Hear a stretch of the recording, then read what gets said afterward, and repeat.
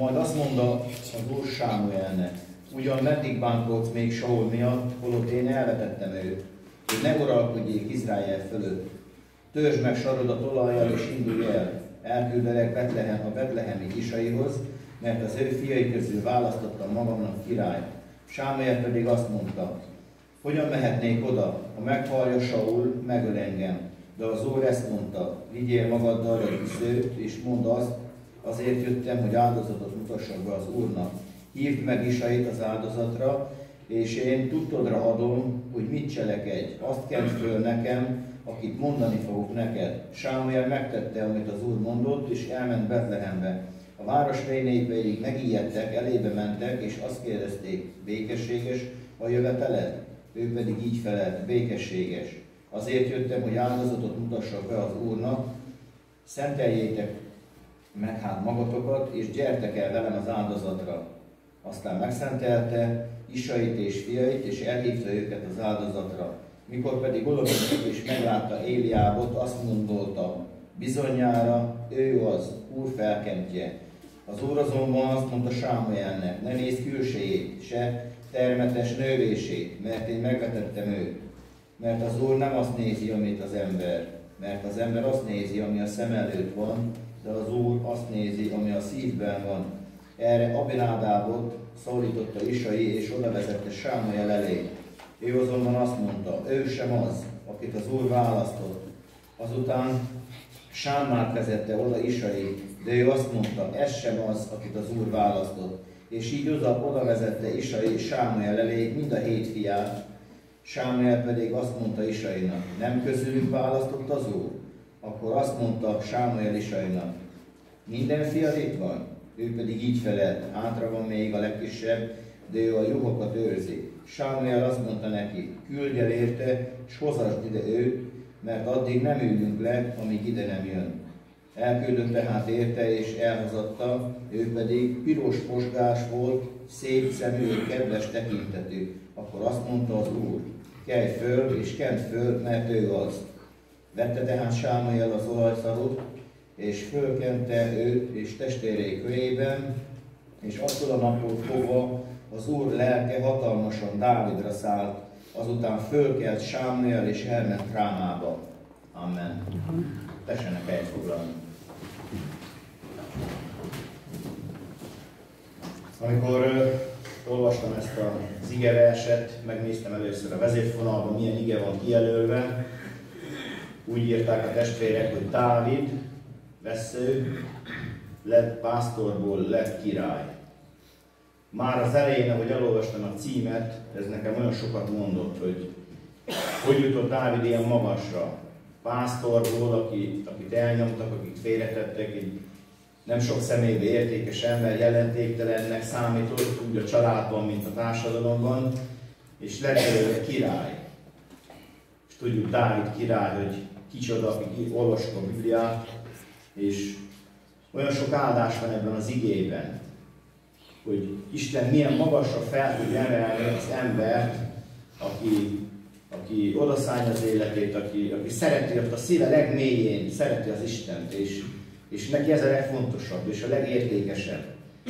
Úgy utána néztem, 2974 éve kb. Ezelőtt élt Dávid, élt Isai, volt neki Betlehemben 8 fia, és ez a Dávid, ez egy pásztorfiú volt, aki hűséges volt az Istenhez, hűséges volt a családjához, mindenkivel igyekezett jót tenni, és hogy elvégezze azt a feladatot, azt a szolgálatot, amit ő tett. És úgy elgondolkoztam benne, hogy hát miért volt hűséges Dávid, hát miért végezte hűségesen ezt a szolgálatot, mikor úgy oda tették, hogy legeltesse a nyáját, egy pásztorfiú volt, és úgy rájöttem, és én azt értettem meg ebből, hogy Dávid szerette az Istent elsősorban. Dávidnak az Isten volt a lényeg, az élete értelme. És hogyha az Istent szerette és törekedett, hogy vele legyen kapcsolatban, hogy ezt a hatalmas Istent még jobban megismerje, akkor ő tudott engedelmeskedni még azoknak is, akik úgy félretették, vagy nem úgy bántak, vagy oda tették a legrosszabb a szolgálat, olyan szolgálatra,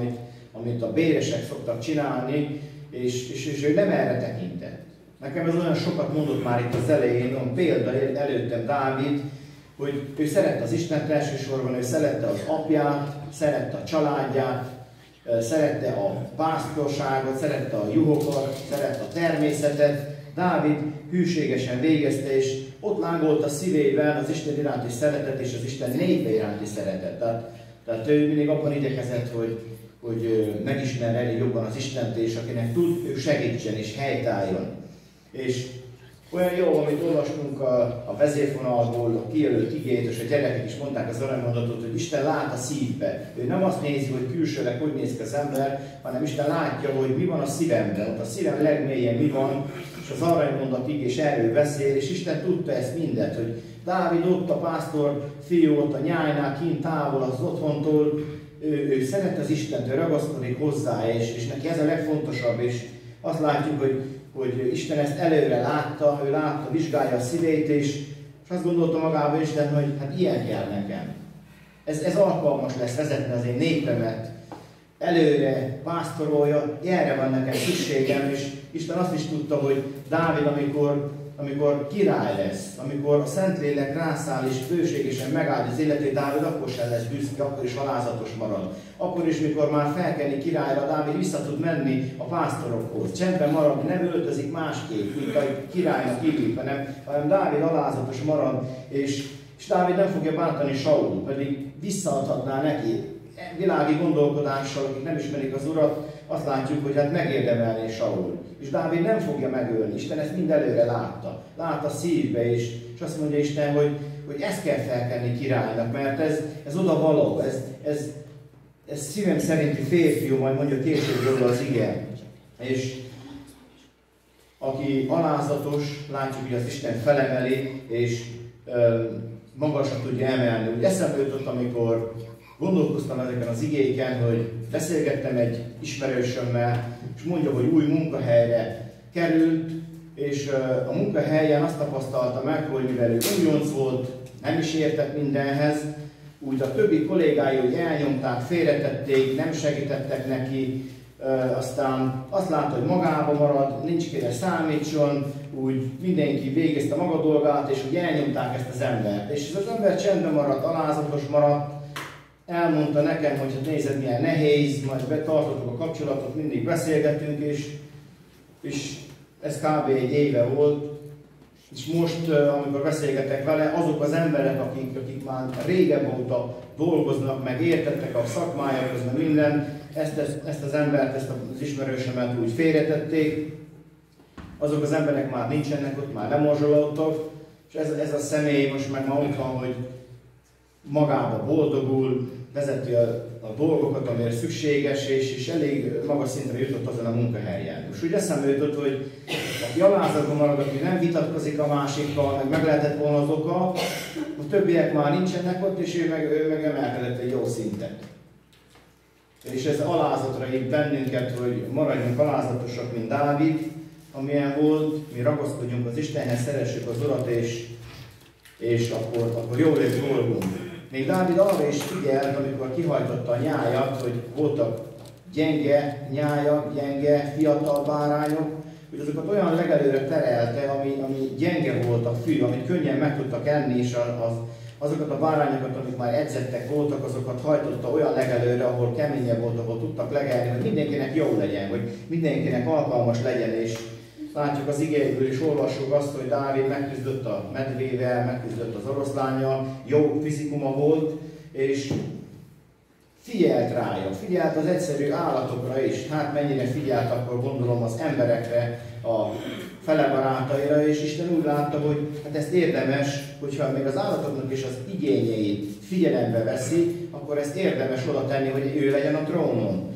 Hogy rábíztatom a népemet, mint ahogy említettem, és azt látjuk, hogy Isten így tudja megáldani az öveit, így tudja megáldani az életünket, hogyha ott a szívünk legmélyén szeretjük Isten, még akkor is, amikor elbukunk, amikor a sátán elbuktat bennünket, jövünk az Istenhez, és nála keresünk a megoldást, és törekszünk Szentlélekre, hogy ne essünk el, mert ragaszkodunk az Istenhöz, azért, mert nagyon sokat tett értünk az Isten. A legtöbbet, a legdrágábbat odaadta értünk, és ott van a szerető Isten, hogy mindenkiről gondoskodik. Gondoskodik Dávidról, gondoskodik Saulról. Azt olvasok az igében, hogy Sámuel csalódott Sámuel szomorú, és ott szomorkodik, és azért, mert Saul engedetlen, és Isten félretette, mert nem engedelmeskedik az Istennek, és Isten nem hagy bizonytalanságban, nem hagy ott a szomorúságban egyedül, hanem szólítja Sámuelt, és úgy kezdtük az igét, hogy Sámuel szomorú, és Isten szól, és azt mondja neki, hogy kelj fel, menj Betlehembe, mert választottam királyt, mert aki van király, nem méltó a trónra. Izrael vereséget szenved, és nekem kell egy király, és menj és végezd a szolgálatot, amit rád bíztam. És amikor szomorú vagyok, Isten szól és bátorít, és elmondja, hogy mi a feladat, hogy kell csinálják. A kérdés az, hogy engedelmeskedek vagy nem. Ha engedelmeskedek, akkor másokat építek, akkor mások is feljebb kerülnek, én is feljebb tudok kerülni. Így volt Sámuel, így volt Saul, Dávid. És azt látjuk, hogy ahogy említettem, Isten nem hagy el bennünket, legyünk engedelmesek neki, és Sámuel engedelmeskedik, elmegyen, és hívja a családját, és lakomát szerez, és meghívja Israelnek a családját, és azt is látjuk az igéből, hogy Sámuel biztos volt benne, hogy a legidősebb fiú lesz a király.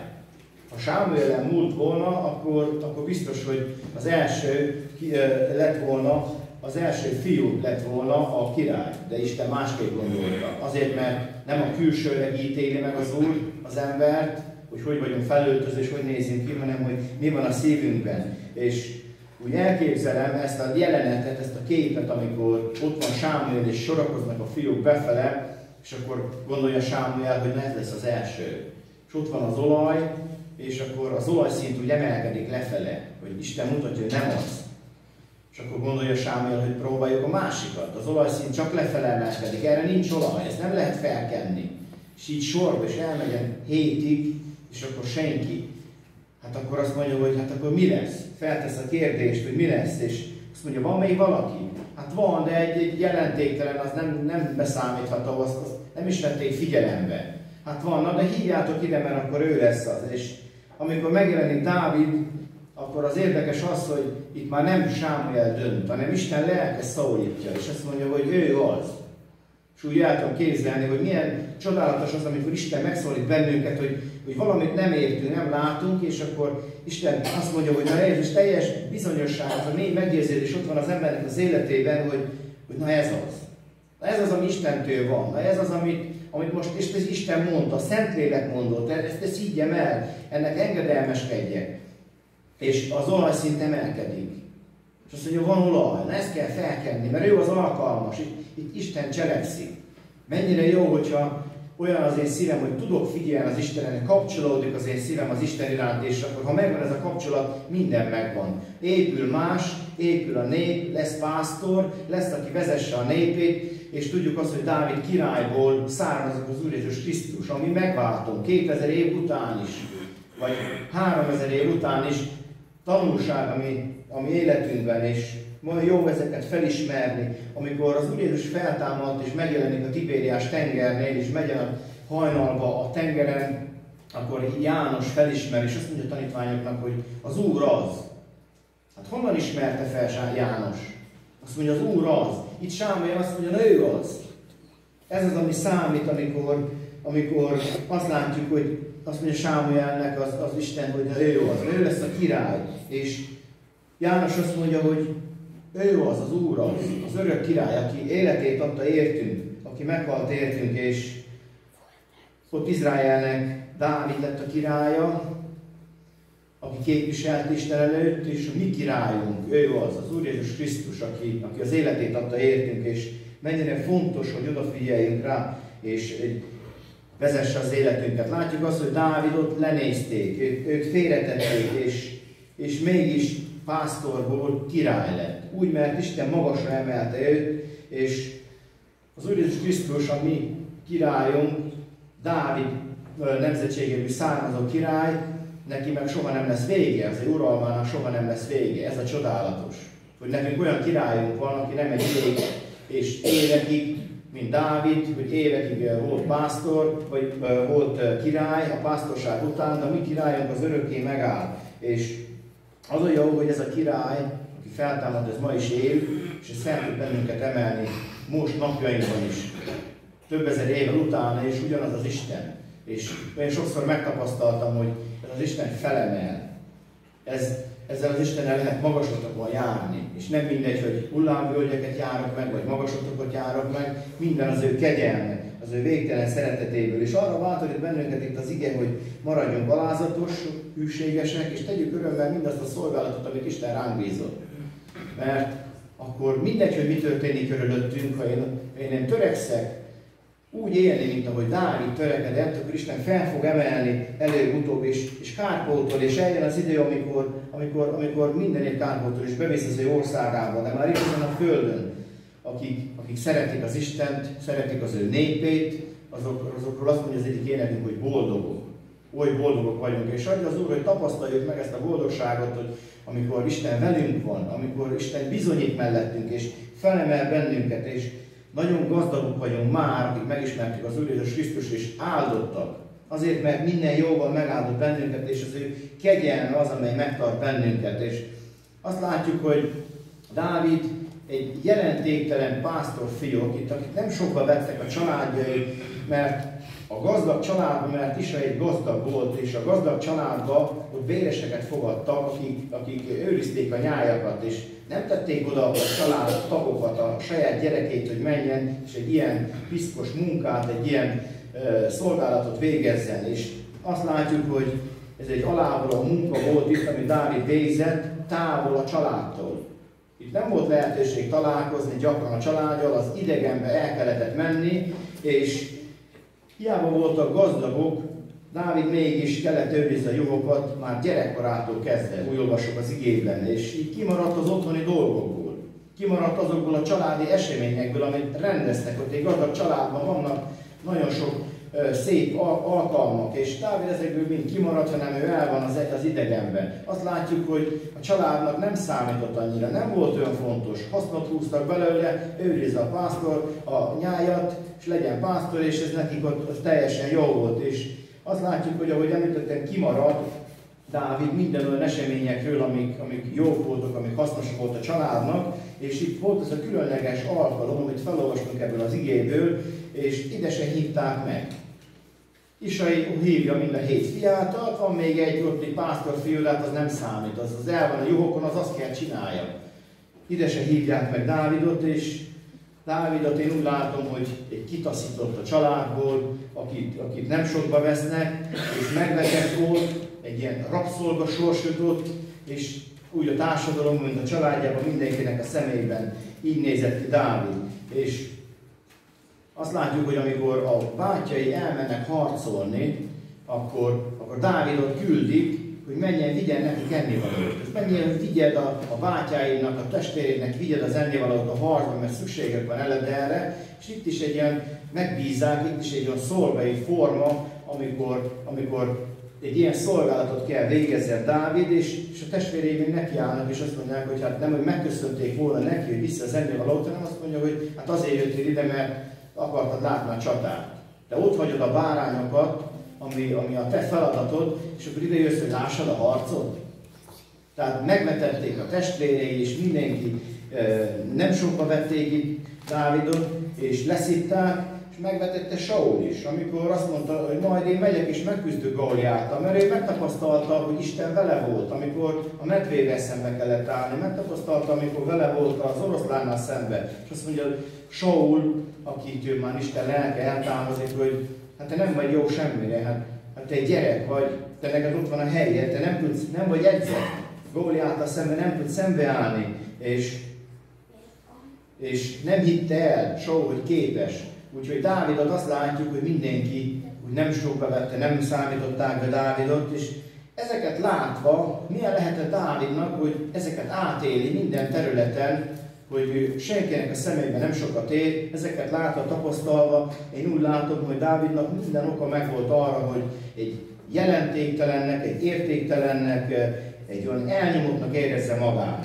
Minden oka megvolt erre Dávidnak, és azt látjuk, hogy a biztos alap az életére Dávidnak egyedül csak Isten volt. Lehettek a testvérek, szülők, király, barátok, az biztos alap csak egyedül Isten volt, és Dávid ezt tudta, hogy Isten vele van a harcban, vele van a vadállatokkal szemben, és egyedül Dávid tudta azt is, hogy ő rá tud számítani, senki másra. Mert mindenki elnyomta, félretette, és hiszem azt is, hogy Dávid tudta Pál apostolral együtt, hogy mindenben van erejém a Krisztusban. Ő megtapasztalta azt, hogy ha senki nincs mellettem, de egy biztos alap, az élő Isten ott van, és képes vagyok Góliáttal szembeszállni, képes vagyok mindenre azért, mert az Isten velem van. És legyen ez üzenet az én számomra is elsősorban, és mindannyiunknak a számára, és hogy az életünknek az értéke nem attól függ soha, hogy mit mondanak mások, hogyan vélekednek rólunk, vagy mit látnak rólunk, hanem attól függ az életünknek az egész értéke, hogy mi Isten gyermekei vagyunk.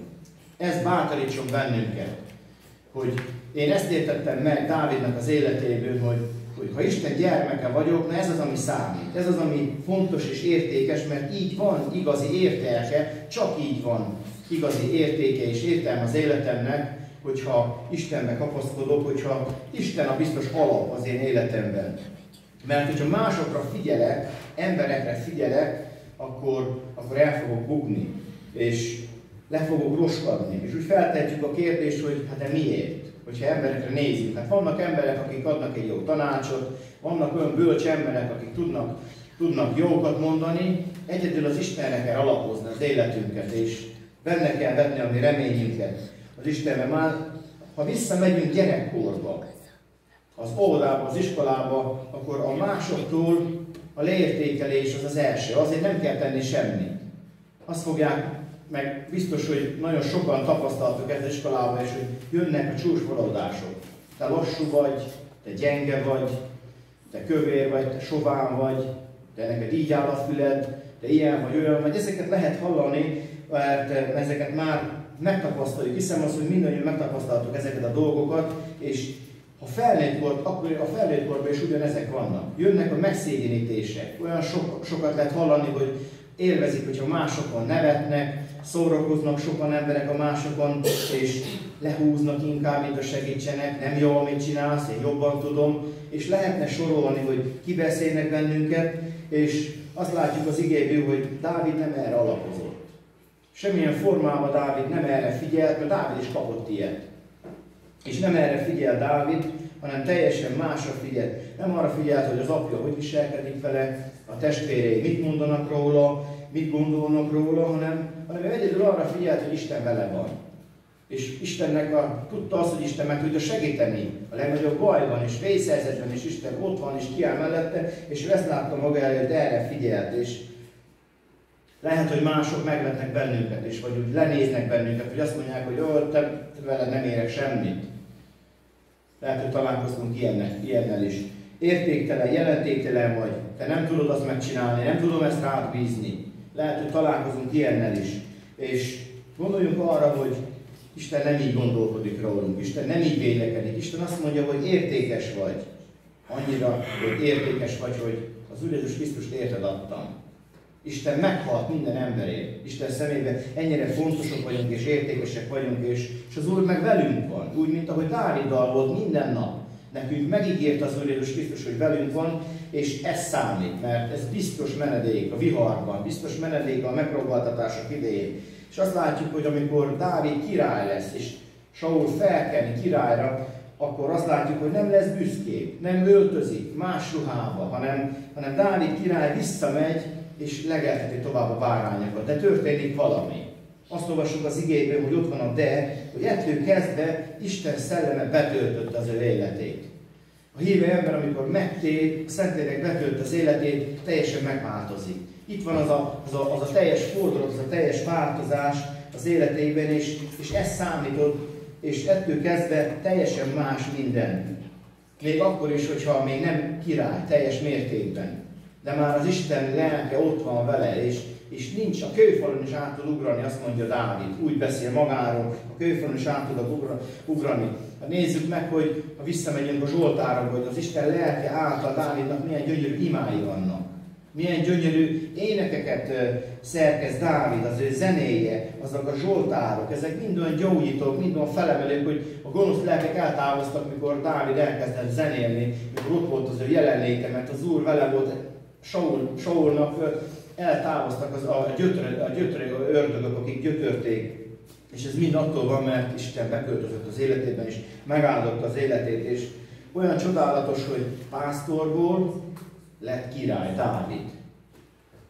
A legcsodálatosabb dolog, amit egy ember elérhet, amikor onnan a mélyből, a szennyből, onnan a lentről Isten felemel bennünket, és magaslatokra helyez, és megtart bennünket, mindvégig megtart bennünket, rajtunk áll, hogy kitartunk, ragaszkodunk hozzá, adja az Úr, hogy tudja elmondani rólam is, és mindannyiunkról, hogy szívem szerint való férfiú.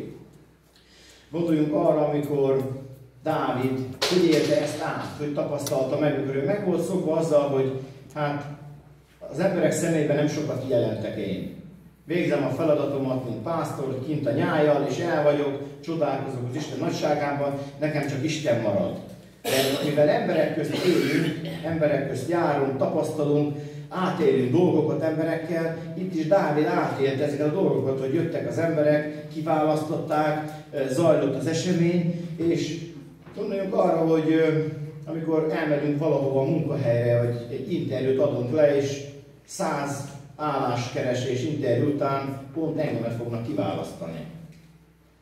Nem meglepő? Lehet, hogy még hitetlenkedünk is. Nem érdekes, hogy úgy felteszünk magunknak kérdés, hogy abból a 100 emberből pont én? Hát de miért én? Mit tettem én? Mit láttak bennem, hogy pont én? Vagy amikor egy focistát kiválasztanak, egy jó menedzser, akkor mit látott bennem? Milyen tehetséget látott az az edző bennem, hogy pont engem hívnak ahhoz a csapathoz, engemet választanak ki. Vagy egy tanár, akkor azt mondja, hogy én látok benned valami jót, valami fontosat, valami értékeset, amit érdemes fejleszteni. De miért pont bennem? Mit látott meg bennem? Vagy egy fiú, vagy egy lány, aki úgy gondolja, hogy a másik férő, hogy én veled szeretném leélni az életemet. Mit látott bennem? Miért pont én vagyok az? És ez meglep, ez örömmel tölti el az életemet, és egy olyan megtiszteltetés számomra, egy ilyen felemelő dolog. Hát valahogy én így képzelem el Dávidot is, hogy amikor őt kiválasztották ott, akkor ő is ezt elmondhatta. És feltette a kérdés, hogy miért én? Mint ahogy említettem. Lehet ott van olyan, hallottam olyat, hogy mikor valaki meglep egy ilyen dolog, akkor azt mondja, hogy ó, nem hiszem el. Ott van a hitetlenség is benne egyrészt, és hiszem azt, hogy ezt élte át az a beteg, aki 38 éve ott volt a Betesda tavánál, amikor találkozott az Úr Jézussal. Volt ott olyan sok beteg, volt ott olyan sok ember, és miért pont én? Miért pont őt szólította meg az Úr Jézus Krisztus? Vagy ott van Péter, amikor elhívja a halászattól. Hát miért pont Pétert hívja el? És azt mondja, hogy ott hagytak mindenöket, és követték az Urat. Már nem számított az, hogy mit fogtak, az a sok áldás, amiben részesültek. Vagy ott volt Máté tanítvány, aki a vámszedő asztalnál az Úr Jézus elhívja, és azt írja az ige, hogy azonnal feláll és követi az Úr Jézus Krisztust. Hát miért pont őt hívta el az Úr Jézus Krisztus? Vagy Zákeus? Ott van a fán, és megszólítja, és azt mondja, ma nálad, ma veled akarok vacsorálni. Hát miért? Mit tett Zákeus? És azt látjuk itt az igében, hogy áldott az Isten. Van miért áldani, és feltettem a kérdést, hogy miért én? Miért mi? Miért hívott el bennünket az Isten is?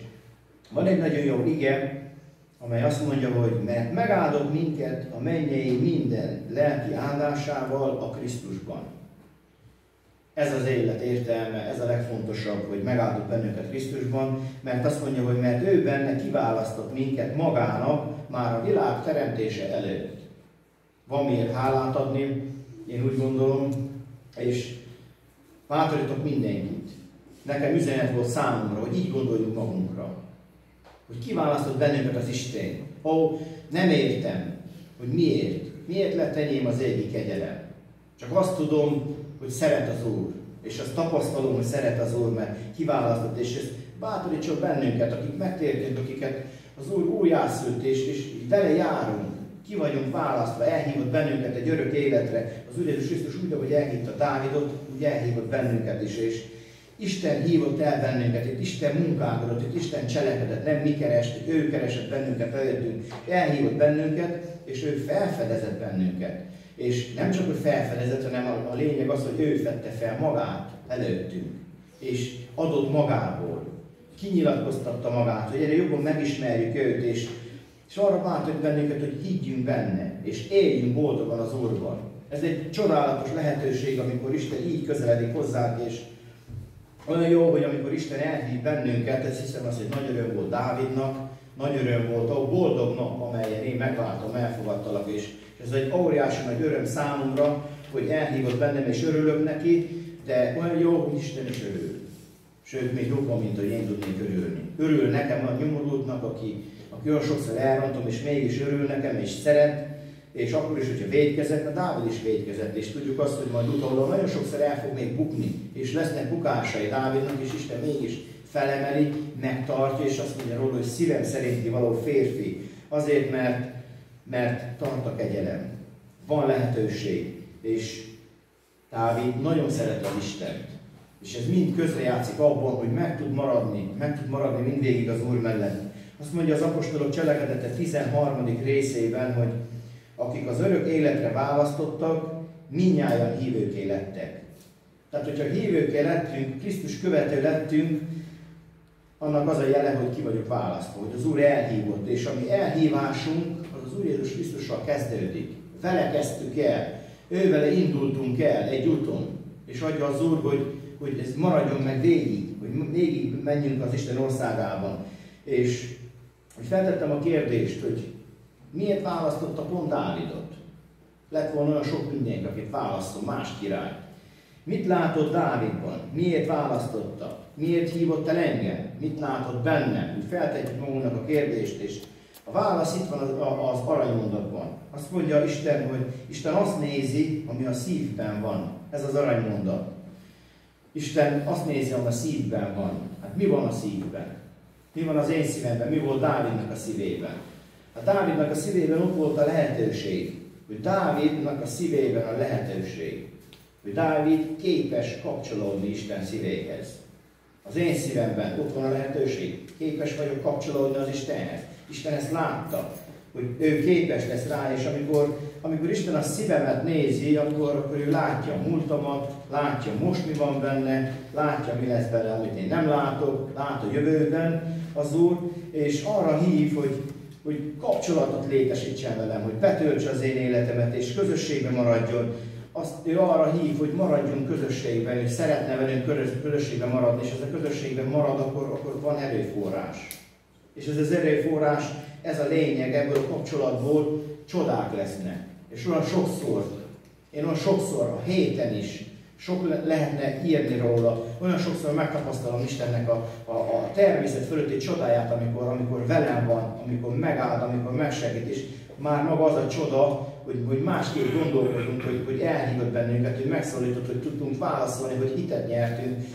Ezek mind olyan csodák, amik együtt járnak, és ott vannak, hogy tanácsolnak bennünket. És azt látjuk, hogy Isten elhívja Dávidot, az Úr Jézus Krisztus elhívja az ő tanítványait, elhívott bennünket, én olyan hálás vagyok, hogy elhívott engem is, és azt látjuk, hogy az édenkert óta Isten kapcsolatban akar lenni az emberrel. Azért hívja Dávidot, azért hívja a tanítványokat, és ma is hívja az embereket a megtérésre, hogy vele kapcsolatban legyünk, mert ő társaságban akar lenni velünk, ő társas lényként kezel bennünket, és velünk akar maradni, hogy szeressen bennünket, hogy vigyázzon ránk, hogy őrizzen bennünket. A Dávid úgy tesz bizonságot a 4. Zsoltárban, azt mondja, hogy békében fekszem le, és alszom el, mert csak te adod meg, hogy biztonságban maradjak. Dávid megtapasztalja, hogy ott a bárányok közt a mezőn, a vadállatok között ő békében fekszik le. És azt mondja, hogy tudja teljes meggyőződéssel, hogy csak te adod meg azt, hogy én biztonságban legyek egy olyan vészhelyzetben. Azért ez nem semmi, hogy egy olyan helyen és egy nyugodtan úgy elalszik, mint akkor otthon van. Azért, mert megtapasztalta azt, hogy Isten mindenható. Isten mindenütt jelen való, és így bátorítson ez bennünket is. És feltettem a kérdést, hogy engem, bennünket elhívott az Úr. Mire hívott el? És mit mondhatunk el magunkról? Azt mondja Efézus első részében, az Efézus első részében úgy olvassuk, hogy az szerint, amit magának kiválasztott minket őben a világteremtése előtt, hogy legyünk szentek és fedhetetlenek ő előtte. Erre hívott el bennünket. Hát törekedjünk szent életre, fedhetetlen életre, azért, hogy Isten jól tudjon elmondani rólunk, és mikor a szívünket nézi, akkor mindig lássa azt, amit ő látni szeretne. Így eszembe jutott egy nagyon szép cikk, amit olvastam egy ideje, akik követik a fotballt, a labdarúgást, akkor ismerik Luka Modricot. Ő 2018-ban a világ legjobb játékosa volt. És neki volt egy gyönyörű gondolata, és éppen ide illik. Azt mondja Modric, mert a kiválasztottság méltóságot ad, és hálára indít afelett, aki meglátott bennünk valamit. Ez nekem olyan sokat mondott, hogy a kiválasztottság méltóságot ad, és hálára indít afelé, aki meglátott bennünk valamit. 2018-ban a világ legjobb játékosa volt. Mert valaki látott benne valamit, és olyan helyre hívták, és ott fejlesztették, ahol ki tudták nevelni. Mert engedelmeskedett, mert odaszánta azt, amit kellett, és ezt csinálta, amit mondtak neki. Figyelt a tanítóra, figyelt a vezetőre, az oktatóra, és azt mondja, hogy mert afele, aki meglátott bennünk valamit, aki ki is tudja bontogatni belőlünk. Kinevelték, kihozták belőlünk, hát Isten is így végzi a munkát. Lát bennünk dolgokat, értékes dolgokat, és ha engedjük, akkor ő nagyon sok mindent tud bennünk kimunkálni. Nagyon értékes emberé tud tenni, nagyon bölcsé tud tenni, nagyon olyan emberé tud tenni bennünket, akik tanácsot tudunk adni másoknak, az Isten segítségével. Tud bennünket használni, lehetünk egy hasznos eszköz az Istennek, hogy a gyengéket felemeljük, segítsük előre az Isten országa felé, és a kiválasztottságról van szó. Isten kiválasztott bennünket, de ez kötelez valamire. Mire kötelezhet bennünket? Hát a hűségre. Kiválasztott bennünket az Isten, de azt mondja, hogy maradj hűséges, engedelmeskedj hozzám. Ennyit kért tőlünk az Úr. És ha hűséges vagyok az Istenhez, akkor áradhat belőlem élő víznek folyamai, ez a sok jó, amit én is kaptam, tudom adni másokra, és áldás lehetek a környezetem számára is, és dicsőíthetem az Istent. Erre hívott el bennünket, hogy dicsőítsük az Istent. És azt látjuk, hogy Dávid a nehézségben, a nehéz életében is áldás fakad az ő életéből. Megtapasztalja Istennek a végtelen szeretetét, a végtelen áldását, azért, mert Istenben maradt. Arra bátorít bennünket az ige, hogy maradjunk a szőlőtőn. Maradjunk kapcsolatban Istennel. Hogyha maradunk a szőlőtőn, a forráshoz csatlakozva, akkor lesz eredmény, akkor lesz gyümölcs, akkor tudunk teremni. Azt mondja az ige, hogy akkor tudtok jó gyümölcsöt teremni, hogy a szőlőtőn maradtok. Adja az Úr, hogy valójában az én életem is maradjon hűségben az Úrhoz, és mindig legyen kapcsolódás az Istenhez, és akkor a gyümölcstermő életem akkor fogja bizonyítani mások előtt és a világ előtt is, hogy én valójában Krisztushoz tartozok, és akkor lehetünk ilyen gyermekei az Istennek, hogyha őrá figyelünk.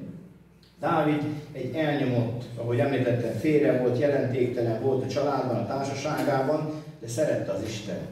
És ez, ami tulajdonított neki igazságból, mert szerette az Isten, és tudta szeretni azokat is, akik lehet kevésbé szerették, vagy akik lehet kihasználták, vagy olyan munkára bízták, amit nem mindenki végzett volna el, de Dávid engedelmes volt, és az engedelmessége által a pásztorból király lett, mert Isten felemelte. És arra bátorít bennünket az ige, hogy maradjunk alázatosak az Isten előtt, és akkor fel fog emelni bennünket. Lehet, hogy kérdezzük, hogy feltettük már a kérdést, úgy megkérdésünk óta már többször, hogy miért én?